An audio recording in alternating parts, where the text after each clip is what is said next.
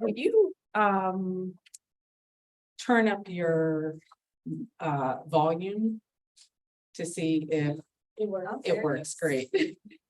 So let me know when to start, Ellen. Okay.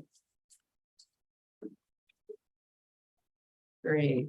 So welcome to all of you for joining us in person and for those online. My name is Anita Plummer. I'm currently the acting director of the Center for Women, Gender, and Global Leadership at Howard. We call it the Women's Center for short.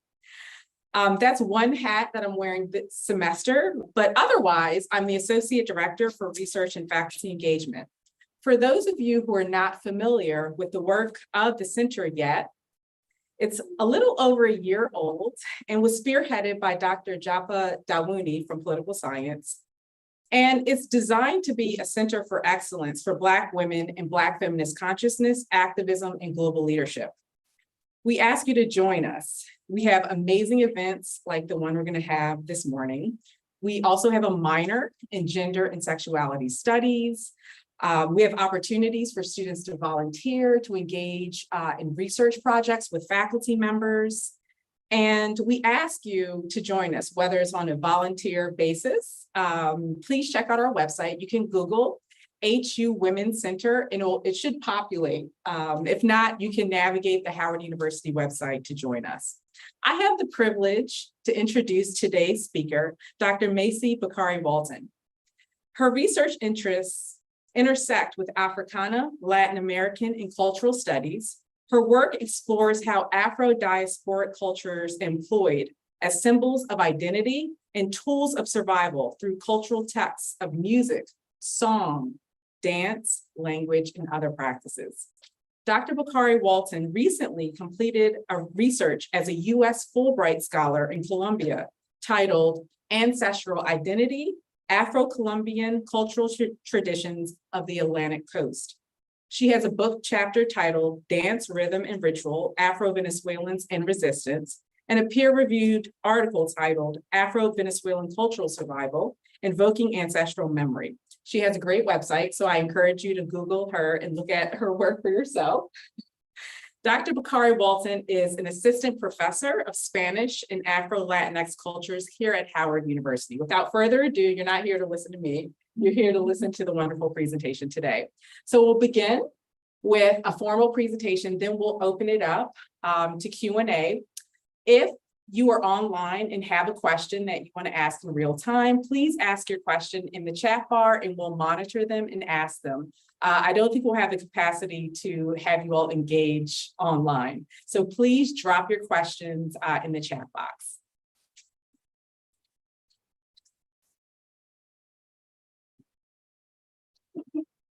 Buenos días. Buenos dias. Good morning, and Asinaria in the Palenquero language from Palenque de San Basilio is good morning also.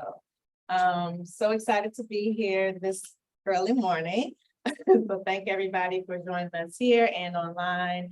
And I want to thank the Women's Center for this honor of presenting my work on women's collectives in Colombia and women's resistance there. So, and thanks, Dr. Plummer, for the special invitation as well, and the team. All right, so let's get started. I'm going to try to stay within about 20 minutes or so, give or take. So I'm going to give, oh, not showing yet.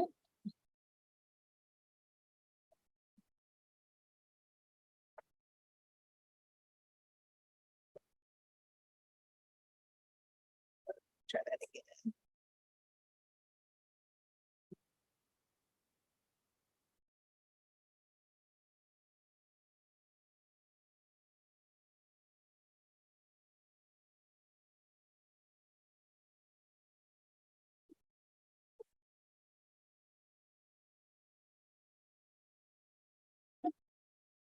Again. All right, here we go.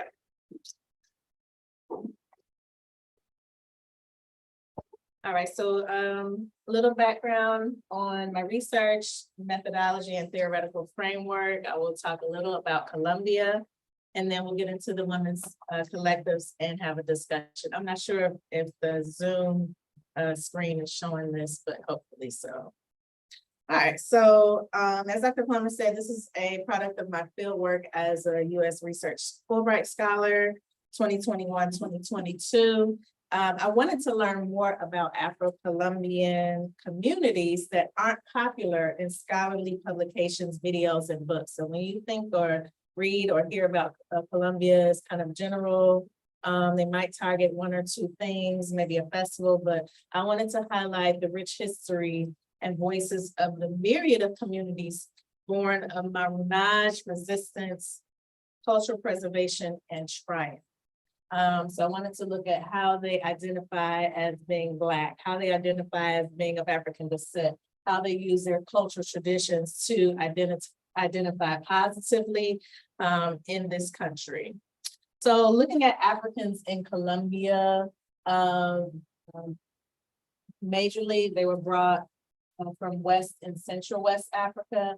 And if we look at this map, this is in orange highlighting where you find the majority of Afro-Colombians today and historically. So we're looking at the Atlantic and we're looking at the Pacific. And then up here you have two islands, San Andres and Providencia. So of course, from Central and West Central Africa, Africans brought many of their cultural elements. They brought their spirituality, they brought knowledge that supplied in agriculture, fishing, plant knowledge, music, instruments, dance, and song, many languages, food and how to preserve it, and more. So today, we say Afro-Colombians, but on the census or in papers and document and legally, there are 4 different terms that are used. So we have Black or Negro, we have Afro-Colombiano or Afro-Colombian, then we have Palenquero and Raizal. So Black is general, Afro-Colombian is also general to speak about anyone of African descent who lives in Colombia. And then Palenquero speaks to those specifically from Palenque de San Basilio, the town that is a maroon town created by African descendants and now Afro-Colombians, but they identify as Palenqueros. And then Raizales would be those who live on the islands of African descent. Talking about the transatlantic slave trade, Africans were brought mainly to Cartagena as a port during the full transatlantic slave trade. In Cartagena was the stopping point where Africans would be taken to other parts of South America and of course Colombia. So, but many were in Cartagena for work, forced work, of course. However, Africans never were satisfied with being enslaved. So resistance had different forms. Resistance was in the physical form of actually physically escaping enslavement. Also physically kind of breaking free of bondage in terms of moving, in terms of how you moved about, in terms of dance as well. There was also spiritual, psychological resistance in terms of continuing to maintain who one was, continuing to maintain someone's connection to their roots, their connection to their homeland, their connection to their gods and their ways and their beliefs. So this is also a form of resistance as well, resistance in the mind. So speaking of resistance physically, this map shows the different palenques, and palenques are maroon towns. Palenque is the term used in Colombia for maroon towns. So these palenques were formed coming out of Cartagena by Africans who wanted to be free. Of course, who chose to liberate themselves and were able to survive and create these new towns. So the San Basilio de Palenque, this is one of the places that I did my research. And outside of this palenque, all of these other spaces are palenques as well, whether they are still in organized as towns or not, they still are reported as palenques. Los Montes de María would be the area right here. So Los Montes de María is a space of marunage. It's a space where you had many of these free spaces of liberty called Palenques, and that is where my research led me. I wanted to, again, highlight those places that you don't hear about in the news in Colombia, or you don't read about here in the United States, and then highlight what they are doing to preserve who they are as Afro descendants. So my methodology was ethnographic, meaning I went into the communities and did interviews. Well, I'll talk about what I did, but it was ethnographic and qualitative. So I was in Colombia for 4 months, and the 3 towns of focus were María la Baja, San Onofre, and San Basilio de Palenque. So the first 2 you probably have never heard about, and but San Basilio de Palenque you probably have if you have read a lot about Marunage or free spaces in Colombia. The first 2 towns have a rich history that I wanted to begin to highlight in English on this side of the land. So I interviewed Afro-Colombian artists, community members, and educators, and I observed and participated in dance and music activities as well as meetings. And then, of course, I sourced literature from the libraries, from authors, and from online sources. And here we have my research assistants, my husband and child who are here in the room today. So they helped in many ways, and they were with me for those 4 months. So the guiding questions were, how do community members use their cultural traditions for personal and collective survival? How do these cultural traditions connect to one's ethnic identity in Colombia? And does the history and culture of the town fortify one's identity as an African descendant or Afro-Colombian? So today's Colombia. We are making political and legal advancements. So here we have a photo of Francia Marquez, who was recently voted in as the vice president. First Black woman, vice president.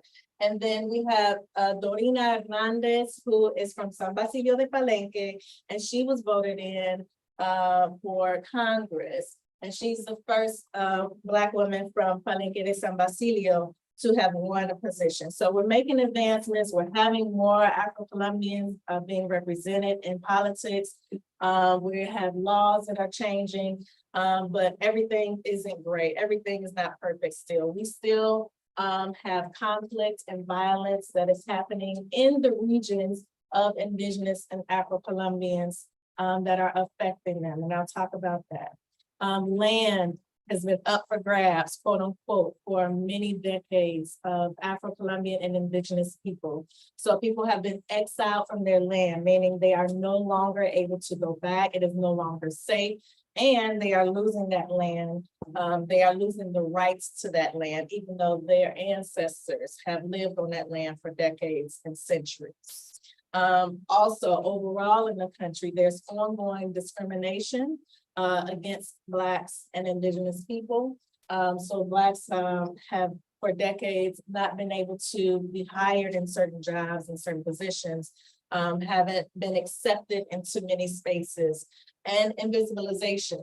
They haven't been seen on the screens. They aren't the reporters. They aren't the actresses or the actors that you see on screens. They aren't the representatives. They are not the face of Colombia. So we have many advancements, but still a lot of work to do in today's Colombia. So women and men always work in conjunction for resisting enslavement, but now resisting this discrimination, resisting invisibilization, and the issues going on with the violence and the conflict. So much of the work comes from these items here. By just birthing and having children, this is a form of resistance. By healing, Tiarita here from María la Baja is one of the elders who is maintaining the traditional medicines that are pulled from the plants here. She was one of the people that people went to for healing COVID-19 during the height of the pandemic. So she knew she has a recipe, a prescription of medicines from the plants there. Also cooking, nourishing, being able to maintain a community. When people escaped and created their palenques, they had to be able to feed everyone who was in these new spaces of freedom. Messengers, so women working collectively. This is a form of communication. This is a form of passing information along. So pre, during, and post enslavement, women would, for example, go and wash in a river. Well, this is a way of passing information about how to escape, where to escape to, who to speak to, routes, and things of that sort. Use of hair and head wraps. So braids and head wraps have been used not only in Colombia, but other spaces to put seeds in for going to these new spaces of liberation and being able to cultivate plants and crops to feed the communities. Also, women in the Pacific coast of Colombia and men were forced to mine for gold. So tucking some gold into your hair or your head wrap will allow you to later on cash that in and somehow gain enough money for freedom. Maintenance of traditions and identity. Women are a lot of times the keepers of traditions, the keepers of the songs, of the language, of passing things on to the children. So this connects to who they are as a people. If you understand your traditions, if you understand your roots, you understand who you are. And then last, managers, organizers, and leaders. If you think of women in the household, women are a lot of times the managers of the home. And then they take that outside and they're the organizers of their family, of their community, and leaders, as we saw with Francia and Dorina Hernandez. So one person I use a lot in this section of my research is Vicenta Moreno Hurtado. She is a leader in the Pacific coast of Colombia. And one of her quotes I'll read here, she writes a lot about women being exiled and then their resistance from that. Black women employ collective resistance and put at stake their life, creating bodies, their ancestral traditions, their games, artistic expressions, their capacities for dialogue, their solidarities to create other dynamics in the streets, divided by invisible borders, dominated by state and parastate masculine power. So invisible borders, again, looking at discrimination, looking at the system of racism, looking at the system of caste as well. So getting into our women's collectives. Women producers of Santander Port, or Mujeres Productoras del Puerto Santander. These women are a part of Puerto Santander, which is a fishing industry. They are ruled by the fishing here. So these are men who recently formed a fishing association, and then you see them on the boats here. The fishing industry is one of the main sources of income for the town of María la Baja. Puerto Santander is an ancestral practice and an important part of the heritage of the people. The men of Asopepusa spoke about the fishing techniques of their grandparents' era, the variety of flora and fauna that existed, and how large the fish were in the past. They shared that today fishing is less artisanal and more industrial, where fishing is done with larger nets and there's no respect for seasonal fishing, which allows for the reproduction of each species, thus lessening their draw of large and plentiful catches. Asopepusa, the organization, has been pushing to implement changes from within and outside of the community to stop the overfishing and pollution, as well as garnering agreements to ban the use of pesticides and other contaminants that run off into the lake. So this is affecting the community because the ability to fish to sell and to fish to feed has lessened over the generations, and causing them to form this association for support, which they have not yet received from the local and larger governments. So how is this art as a resistance for the women producers of Santander ports? Well, in explaining the name of the collectives, Tiana, one of the main leaders, emphasized they're not simply entrepreneurs, but producers, productoras. She shared how they began as a collective. They first wanted to generate income for their families. They began to make jewelry and items from discarded materials, realizing they had tapped into hidden potential where each person had a skill to create something. Their focus has been on using their traditions and reusable items. So traditions and reusable items such as tires, I'll go back to this picture here, So from attire that has been discarded and thrown out, they have created a planter from that, for example. And calabashes, this is a kind of a una negra doll that's created from a calabash called totumo that falls from the trees in their area. They create hanging planters and make dolls, as I said, earrings and a head wrap for female dolls. They paint the dolls brown to mirror the dark skin tone and race of the community and show pride in their African ancestry. The female dolls hold a bundle on their head. The male dolls wear a typical farmer hat.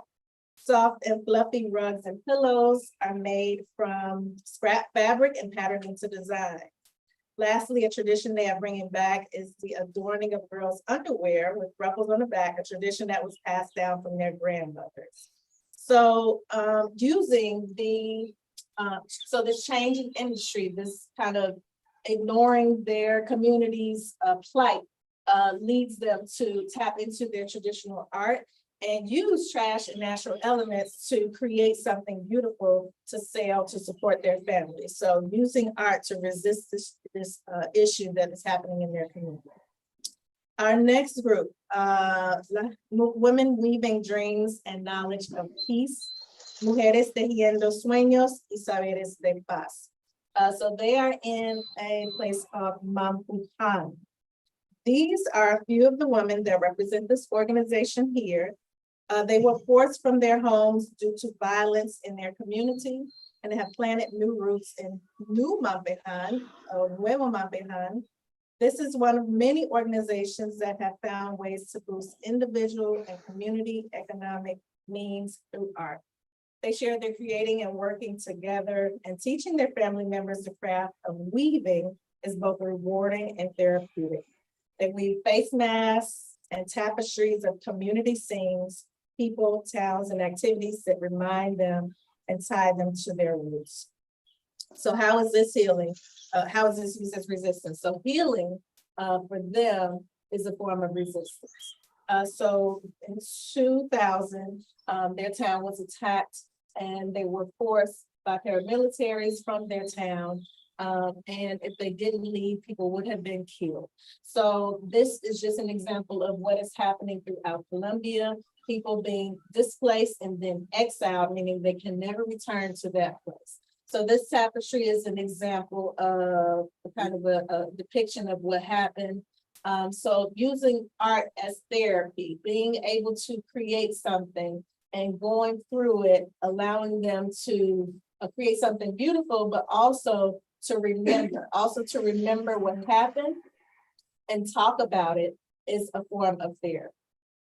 Being able to work collectively in creating something. So this isn't one person usually that creates something, it's usually a collective activity.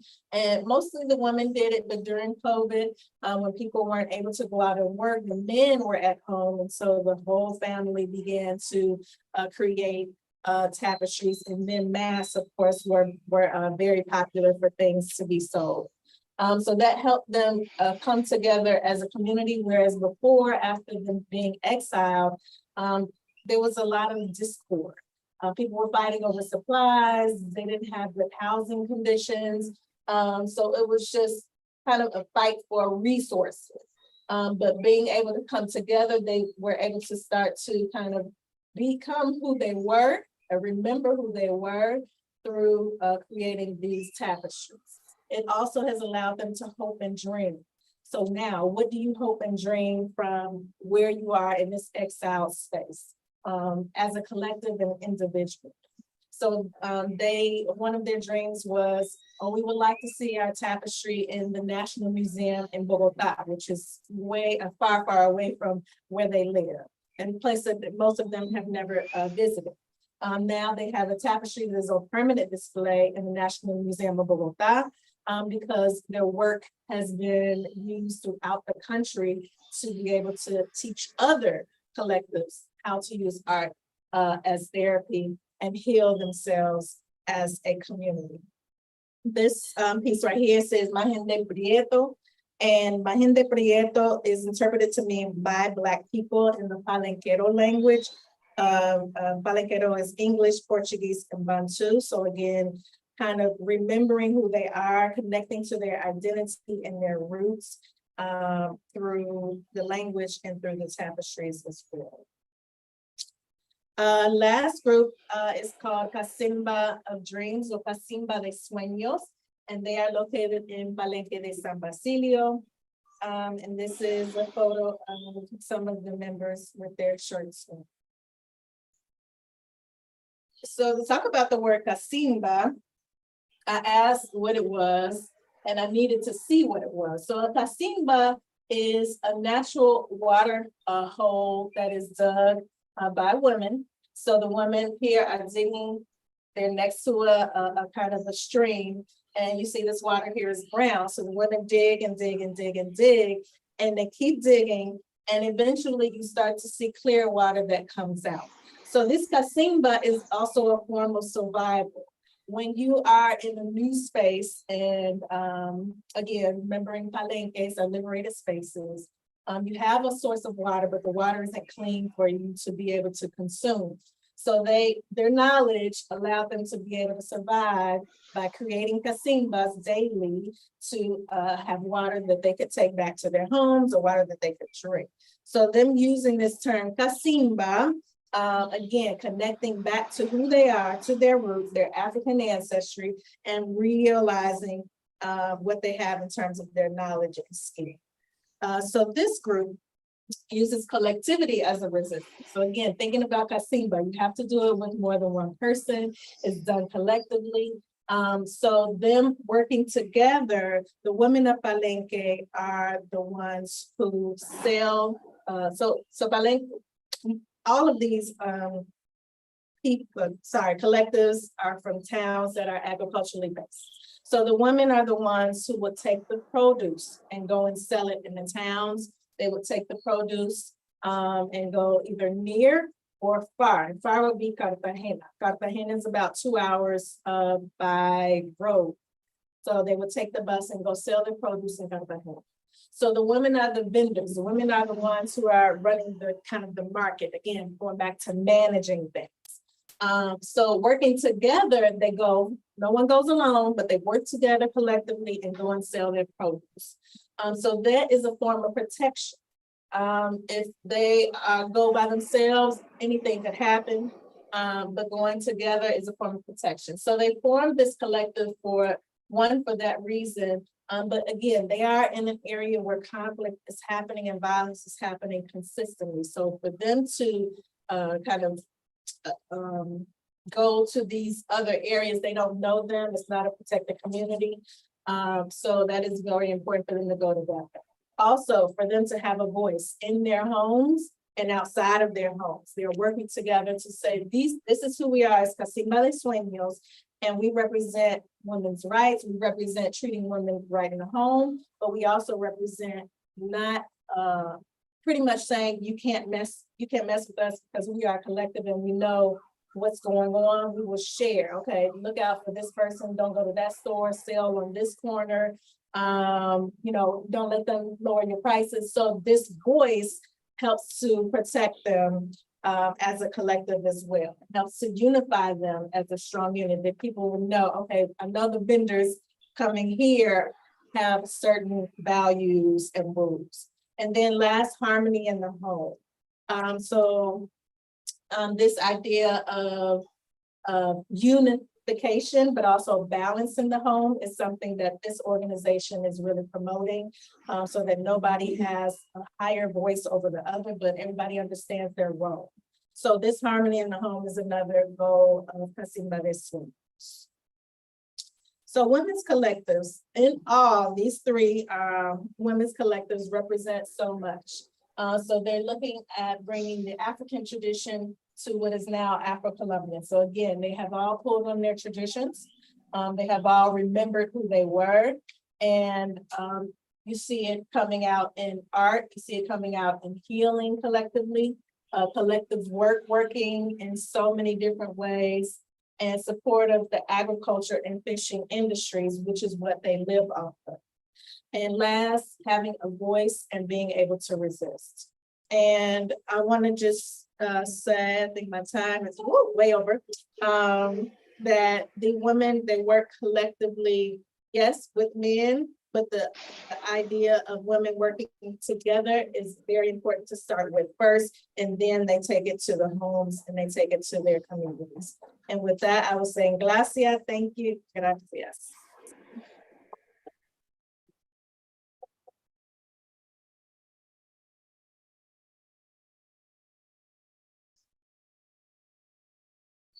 Wow, thank you so much, Dr. Bakari-Walton. That was a very engaging discussion in all the right ways. So I just want to let folks know online and present, we're having some tech issues. We're going to do some post editing. So when the video is posted, your slides will be available. Okay. But I actually think your oral presentation was quite rich. So let's get comfortable. I think you should be the main person on the screen. We're going to have Q&A. I'm going to start. Oh gosh, I don't even know where to begin. So thank you for mapping out the space, especially, you know, I come from a different field. I come from African studies. So in political science. So your presentation touched on some similarities that I found in my own research in terms of the transmission of indigenous knowledge. I'm curious to know, how are these ideas, knowledges, values, skills being transmitted to young people? Because we hear a lot about rural to urban migration, right? Opportunity is in the city. This is, you know, here in the United States, you know, in Africa. How are folks grappling with ensuring that the archive, that's one thing, the practice will be continued? How are these conversations happening? Great question. That's mainly why I do the research, because the same thing is happening, as we know, everywhere. And things are being lost, but things are still being preserved. So I would say from my time there, I saw a particular kind of emphasis on maintaining and preserving. So if we talk about Maria La Baja, all three towns, Maria La Baja, San Onofre, and San Basilio de Palenque, their efforts in the curriculum, their efforts in the community, and their efforts also with tourism to maintain what's going on. So for example, in Maria La Baja, they have a curriculum that speaks to going to the elders and bringing in the grandparents to the schools. So the grandparents are not being forgotten about, which they were being forgotten about, but they're being tapped for their knowledge and resources. And now they're coming to the schools and sharing their methods for whatever it is, how to hull rice, how to pound, you know, what is the methodology and why. Also with language, another example in Palenque de San Basilio, their language could be in danger because, as you said, people are going to the city for work and the children are not staying to be the farmers that their parents and grandparents were. So they have these new careers and they aren't there as much, but they are now really pushing for that to be their second language. First language in school, of course, is spoken in the home. And also whenever they speak, they always start with Palenque. They always introduce themselves with that. So as I have here, in Glacia, this is a word in Palenquero for thank you, but they always introduce themselves. So the elders are being the example for the children and that. Wonderful. So it's institutionalized, so it's formal and informal. Formal I and think informal. it's really important. But I mean, and you can rip off this. I know there's another question, but the tapestries that you show, I mean, I don't come from art, but as an archival source and as a source in itself of narrative, but non-oral narrative, does your work actually engage the material products that are produced by the organizations? Does your work, do you do that? I'm just curious because I want to read it. So I'll say it talks about it for example, with Khan, it does have to talk about it because they're telling, as you said, they're telling a whole story, but they're telling their whole history and what happened. So it's important to, you know, discuss and kind of break down, okay, this is what they're saying in this tapestry, and they have so many.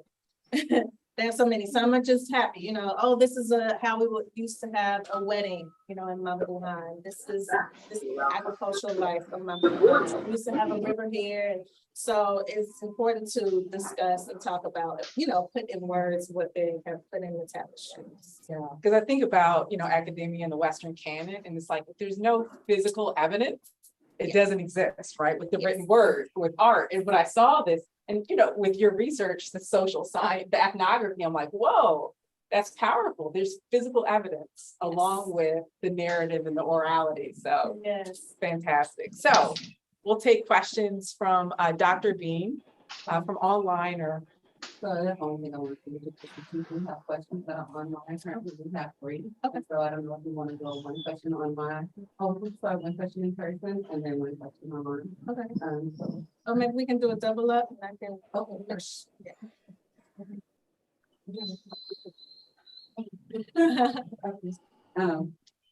So I'll ask the question online. So, the first question is from Mercedes, and she wanted to know, are there communities free of violence? And then the second question, Monica said that it was a follow-up question. I would like to know more about the oral traditions. Has Dr. Bakari-Walton studied the transmission of oral narratives? Other communities free of violence, very few. So looking at one of the communities, Palenque de San Basilio, I would say that is the community that is free of violence. Because from, I think, the year the 1600s, they had a treaty that was signed with the Spaniards to leave them alone in peace. And that kind of has persisted for centuries. The people of the town are very kind of, I would say, insular. There's a lot of tourism there, but they're pretty insular, as in no one can purchase land unless they're from Palenque de San Basilio. So it's just them in that community that live there and that sleep there unless somebody is invited. So they don't have outside kind of people coming to stay there, and that violence really isn't able to come in because it's easy to say, you know, this person doesn't belong here, what's happening. So they don't really tap that community. But I would say that probably is the only one that isn't touched by violence. And then the other question was about oral narratives. So oral narratives are another part of what I try to record and kind of document when I do my research, because as Dr. Plummer said, you know, we have a lot of things that are written, but there's so much that's not written when it comes to African communities in the diaspora. And we have text in so many different ways. So one of those is in oral narratives. Now, trying to just tap into what they're already doing, because there is a lot of work that is being done for the different communities on their own. They are trying to record their own stories and narratives, songs, and so on. So that's a lot of work for one person to do, but I do try to, you know, pull from what they have written and what they're working on. Preguntas, comentarios. I know that femicide is a big issue, especially for like indigenous communities throughout Africa. These collectives been able to like curb the rate of femicide and things like that. I can't say that I've noticed or read a lot about femicide in the Afro-Colombian community. I would say a lot of work is done in conjunction with the men. It's not a heavy kind of discrimination against the woman that is as violent as femicide. Yeah.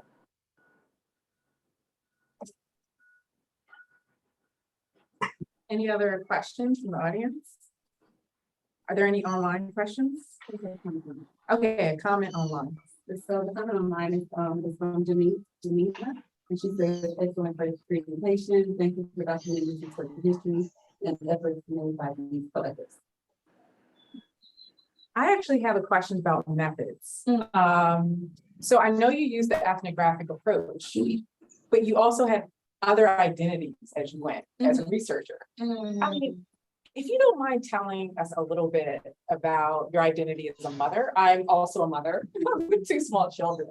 And I'm doing field research with my small children for the first time next year. Oh. So can you talk a little bit about that? Operating, in this space as a mom and working with women. If there are any tips or pieces of advice you could give, that would be fantastic. Okay, get support. So I was excited about going to Colombia because I saw as a model from the women I met decades ago that they have support at home, and it's a thing. So I was looking forward to having support at home, for the 4 months that we would be there. And I was able to tap someone from Palenque de San Basilio who I'd known over the years. I love her food. And I said, okay, this is the person I want to help us in the house. So, for me, it's great because it's providing some employment for someone. It's also building a relationship with someone and a larger community. And, for longevity, because I want to continue to engage positively with these communities. So going to do the field research, my research assistants were kind of a part of kind of breaking the ice, when going into the communities. It's just like, okay, here's a family coming here and not like a researcher, So having that ice being broken, people relax a little bit more. They want to engage with the baby, and it's like, okay, so you want to talk about what? So I think those two things: one, having support at home, tapping into community and having that, but also, just saying, hey, this is who we are, this is who I am. And it's not different from what they do either. To me, I've learned a lot about kind of how family is involved in everything. When you're outside the US, we separate a lot of times our children or families from things, but when you're in other places, everybody's there. Everybody's there. It's a party. Children are, of course, they're going to be there. Something else happening, children are going to be there. So for me, I've tried to adopt that mentality and just let it be what it is, because it's not a problem. Absolutely. Oh my gosh. Thank you so much for sharing that. Are there any other questions from the audience? Yes. So what is the attitude when entering new spaces? Because of course, like you're not from them, so the attitude different. And what was the male dynamic? Because of course we have the rest of so how did that intertwine with male and female? What do you mean about male dynamic? So for instance, out here the male dynamic is pretty strong and has a household. How did that intertwine with women there? I think I follow. Okay, so how was I accepted?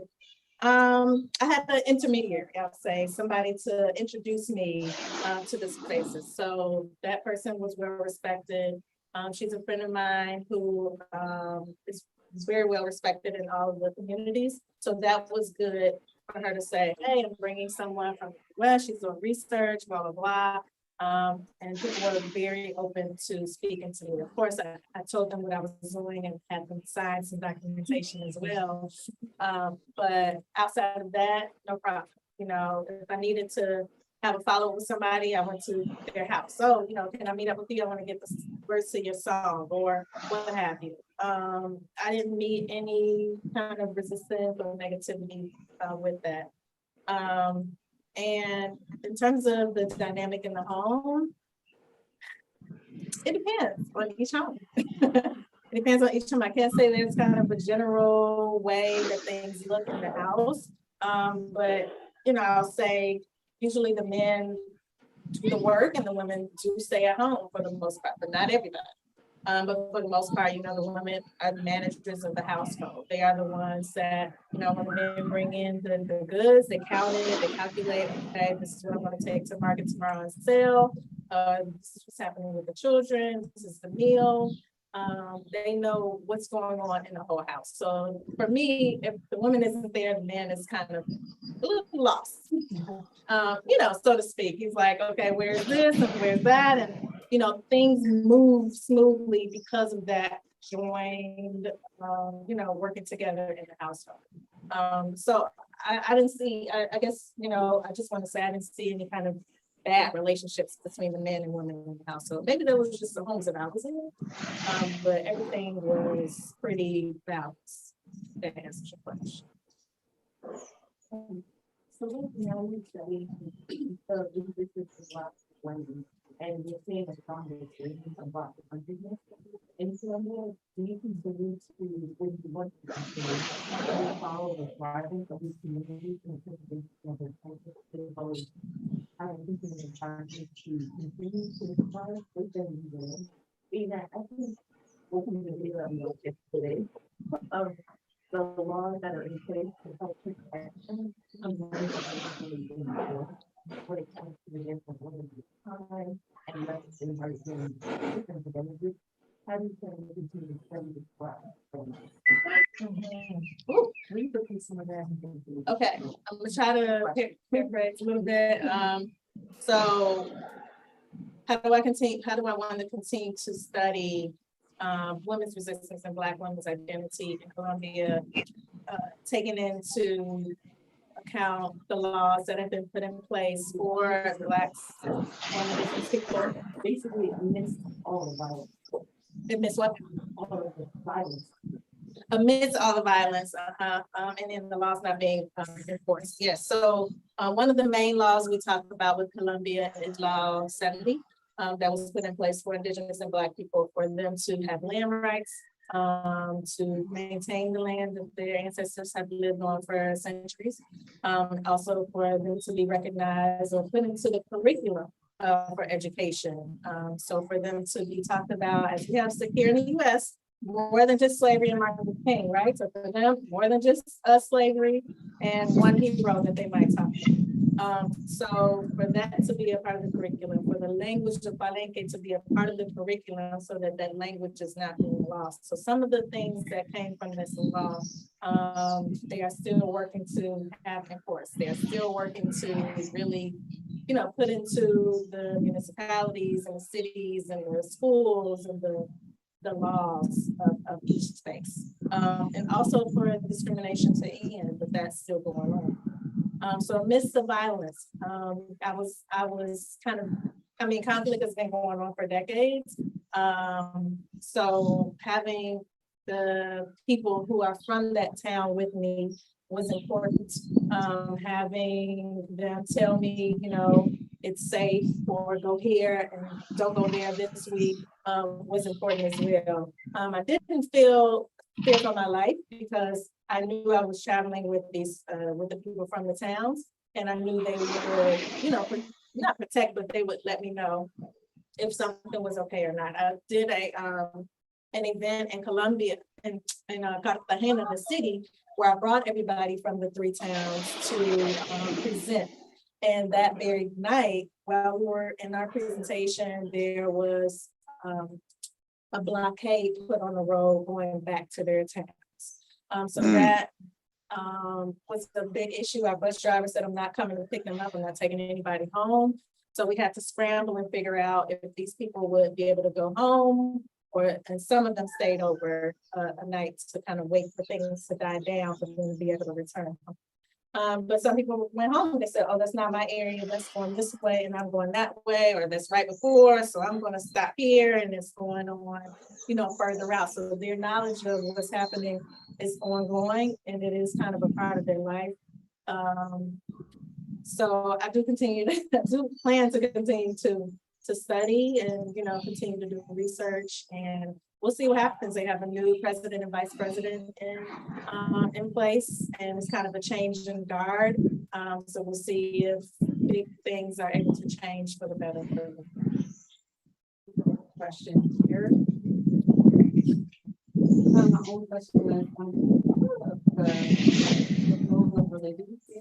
Again, while you were there, you're thinking kind of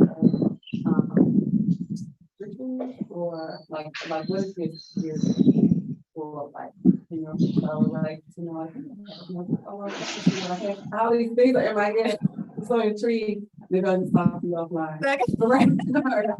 Right now, I just wanna know the role of religion, what's the primary, primary religion there? And then what did you notice in terms of, rituals? Yeah. Either it could be something that's compared to what we have in the US here, or just, what do they do, like, what is it like, especially considering that you was in a place where there wasn't any, violence or violence in this particular area. I wanted to know what it looks like and probably what's the difference between areas that would have, like, what role is religion playing in this? So mainly the religion is, it's Christianity and mainly Catholicism. So I'm thinking of Palenque de San Basilio, when they signed that treaty, they had to accept a priest from Italy and a church in their community. So Catholicism has been there, and that's the base, right? But again, going back to them remembering their spiritual traditions from centuries ago, from their ancestors, they have some things sprinkled in. So not many people will go to the church. People will say, I'm Christian or Catholic, but you don't have a lot of active church goers. They do celebrate their saints. They do have days where they will have a festival and celebrate kind of the saints of their town. But outside of that, it's not a whole lot of interaction. Rituals, I would say, in Palenque de San Basilio, they have a ritual called Lumbalu. And Lumbalu is done upon death of someone. So we were there for when a very important elder passed. He was a musician in the community, and they have 9 days of mourning for each person that passes. And during these 9 days, the woman would go into the house and sing. So they have their songs that they sing, they have their kind of grieving calls that they will do as well. And the men are outside, or they might be playing drums, and here women play drums as well. So Lumbalu is done kind of every night until, I don't know, 4 in the morning or so. And then at the end, everybody comes out to carry the body, celebrate, sing to the cemetery. So outside of those two, I haven't been privy to any other rituals, but Lumbalu is one traditional thing that they are carrying on in Palenque de San Basilio. So I like to know, like, if there's anything about Black women out there, and if, because I know there's like a large landback movement out here, and maybe at certain places in South America, so I've seen that really indigenous people and the Afro-Colombian Working together or just separate? working together, but also both of their movements kind of promulgating any coalitions. Yeah, so I haven't dug into if there are coalitions to say yes there are, no there aren't, but again, going back to Law 70, that included Black and Indigenous people, so that was a coming together because of this issue of land being taken away from them. Who've been there the Indigenous people have been there much longer, but they've been there for centuries. So they are working in conjunction with kind of getting Law 70 to recognize the land rights, but also the language as well, because the Indigenous people, they still have their languages, their culture as well that they want to maintain too. So with that, they work kind of in unison, but I haven't seen them really coming together to form things. I'm sure there are organizations that are there.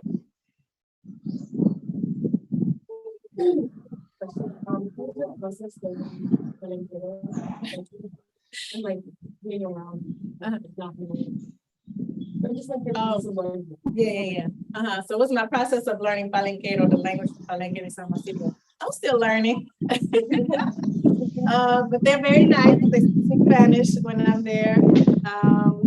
When they go off and talk to each other, they'll speak in Palenquero, but they speak both languages, and I hear mainly Spanish when I'm there.